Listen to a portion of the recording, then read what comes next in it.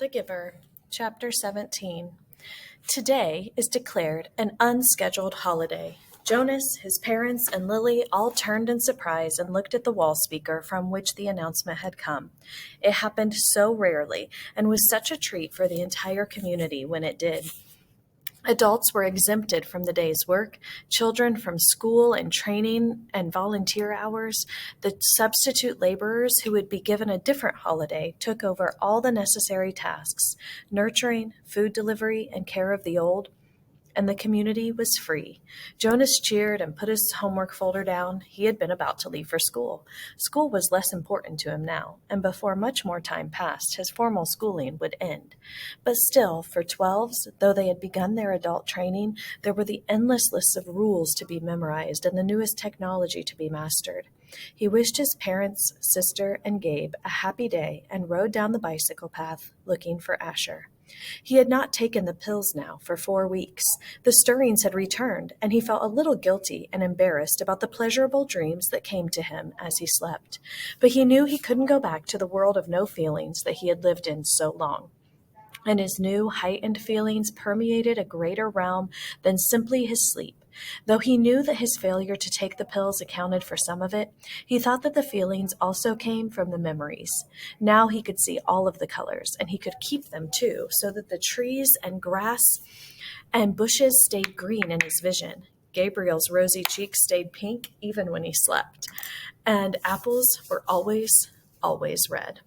Now, through the memories, he had seen oceans and mountain lakes and streams that gurgled through the woods, and now he saw the familiar wide river beside the path differently. He saw all of the light and color and history it contained and carried in its slow-moving water, and he knew that there was an elsewhere from which it came and an elsewhere to which it was going. On this unexpected, casual holiday, he felt happy, as he always had on holidays, but with a deeper happiness than ever before. Thinking, as he always did, about precision of language, Jonas realized that it was a new depth of feelings that he was experiencing. Somehow, they were not at all the same as the feelings that every evening in every dwelling, every citizen analyzed with endless talk. "I felt angry because someone broke the play area rules," Lily had once said, making a fist with her small hand to indicate her fury. Her family, Jonas among them, had talked to her about the possible reasons for rule breaking and the need for understanding and patience, until Lily's fist had relaxed and her anger was gone.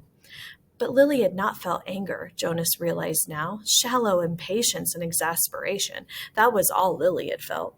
He knew that with certainty because now he knew what anger was. Now he had, in the memories, experienced injustice and cruelty, and he had reacted with rage that welled up so passionately inside him that the thought of discussing it calmly at the evening meal was unthinkable. "I felt sad today," he had heard his mother said, and they had comforted her. But now Jonas had experienced real sadness. He had felt grief. He knew that there was no quick comfort for emotions like those. Those were deeper, and they did not need to be told. They were felt. Today he felt happiness. "Asher!" He spied his friend's bicycle leaning against a tree at the edge of the playing field. Nearby, other bikes were strewn about on the ground. On a holiday, the usual rules of order could be disregarded. He skidded to a stop and dropped his own bike beside the others. "Hey, Ash!" he shouted, looking around. There seemed to be no one in the play area. "Where are you?" "Pshoo!" A child's voice coming from behind a nearby bush made the sound. "Pow, pow, pow!" A female 11 named Tanya staggered forward from where she had been hiding. Dramatically, she clutched her stomach, stumbled about in a zigzag pattern, groaning. "You got me," she called, and fell to the ground, grinning. Blam! Jonas, standing on the side of the playing field, recognized Asher's voice. He saw his friend, aiming an imaginary weapon in his hand, dart from behind one tree to another. "Blam! You're in my line of ambush, Jonas! Watch out!" Jonas stepped back. He moved behind Asher's bike and knelt so that he was out of sight. It was a game he had often played with the other children, a game of good guys and bad guys, a harmless pastime that used up their contained energy and ended only when they all lay posed in freakish postures on the ground. He had never recognized it before as a game of war. "Attack!" The shout came from behind the small storehouse where play equipment was kept. 3 children dashed forward, their imaginary weapons in firing position. From the opposite side of the field came an opposing shout, "Counter-attack!" From their hiding places, a horde of children, Jonas recognized Fiona in the group, emerged, running in a crouched position, firing across the field. Several of them stopped, grabbed their own shoulders and chests with exaggerated gestures, and pretended to be hit. They dropped to the ground and lay suppressing giggles. Feelings surged within Jonas. He found himself walking forward in the field. "You're hit, Jonas!" Asher yelled from behind the tree. "Pow! You're hit again!"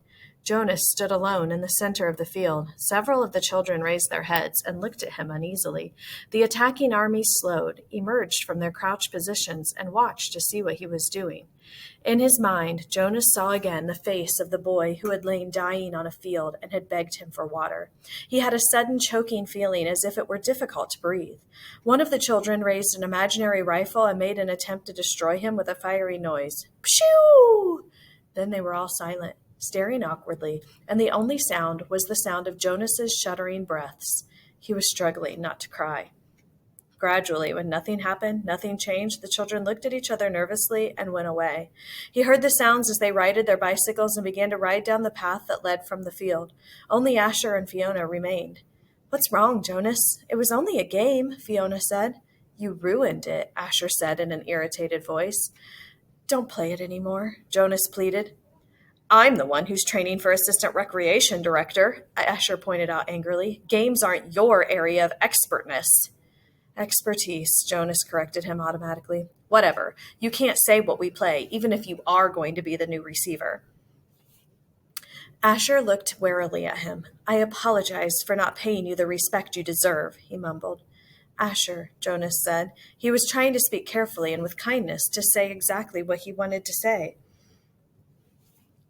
"You had no way of knowing this. I didn't know it myself until recently, but it's a cruel game. In the past, I said I apologize, Jonas." Jonas sighed. It was no use. Of course Asher couldn't understand. "I accept your apology, Asher," he said wearily. "Do you want to go for a ride along the river, Jonas?" Fiona asked, biting her lip with nervousness. Jonas looked at her. She was so lovely. For a fleeting instant, he thought he would like nothing more than to ride peacefully along the river path, laughing and talking with his gentle female friend. But he knew that such times had been taken from him now. He shook his head. After a moment, his 2 friends turned and went to their bikes. He watched as they rode away. Jonas trudged to the bench beside the storehouse and sat down, overwhelmed with feelings of loss. His childhood, his friendships, his carefree sense of security, all of these things seemed to be slipping away.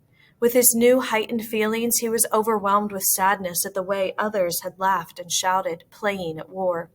But he knew that they could not understand why without the memories. He felt such love for Asher and for Fiona, but they could not feel it back without the memories, and he could not give them those.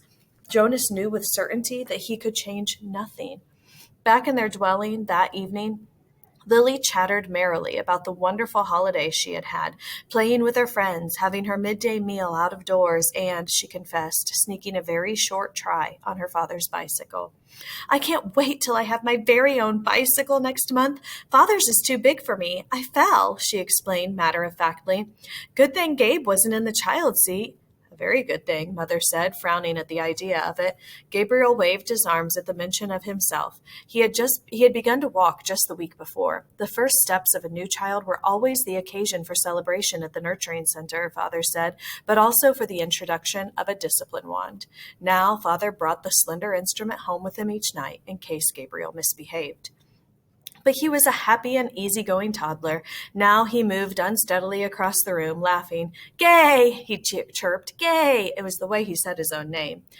Jonas brightened. It had been a depressing day for him after such a bright start, but he set his glum thoughts aside. He thought about starting to teach Lily to ride so that she could speed off proudly after her ceremony of 9, which would be coming soon. It was hard to believe that it was almost December again, that almost a year had passed since he had become a 12. He smiled as he watched the new child plant one small foot carefully before the other, grinning with glee at his own steps as he tried them out. "I want to get to sleep early tonight," Father said. "Tomorrow's a busy day for me. The twins are being born tomorrow, and the test results show that they're identical." One for here, one for elsewhere, Lily chanted. One for here, one for else. Do you actually take it elsewhere, Father? Jonas asked. No, I just have to make the selection. I weigh them, hand the larger over to a nurturer who's standing by waiting, and then I get the smaller one all cleaned up and comfy. Then I perform a small ceremony of release, and he glanced down, grinning at Gabriel. Then I wave bye-bye, he said in his special sweet voice he used when he spoke to the new child. He waved his hand at the familiar gesture. Gabriel giggled and waved bye-bye back to him. And somebody else comes to get him? Someone from elsewhere? That's right, Jonas Bonus. Jonas rolled his eyes in embarrassment at that his father had used the silly pet name. Lily was deep in thought. What if they gave the little twin a name elsewhere, a name like, maybe Jonathan, and here in our community at his naming, the twin we kept here is given the name Jonathan. And then there would be two children with exactly the same name, and they would look exactly the same. And someday, maybe when they were 6, one group of 6s would go to visit another community on a bus, and there in the other community, the other group of 6s, there would be a Jonathan who was exactly the same as the other Jonathan, and then maybe they would get mixed up and take the wrong Jonathan home, and maybe his parents wouldn't notice, and then she paused for breath. Lily, Mother said, I have a wonderful idea. Maybe when you become a 12, they'll give you the assignment of storyteller. I don't think we've had a storyteller in the community for a long time, but if I were on the committee, I would definitely choose you for that job. Lily grinned. I have a better idea for one more story, she announced. What if actually we were all twins and didn't know it? And so elsewhere there would be another Lily and another Jonas and another Father and another Asher and another Chief Elder and another... Father groaned. Lily, he said, it's bedtime.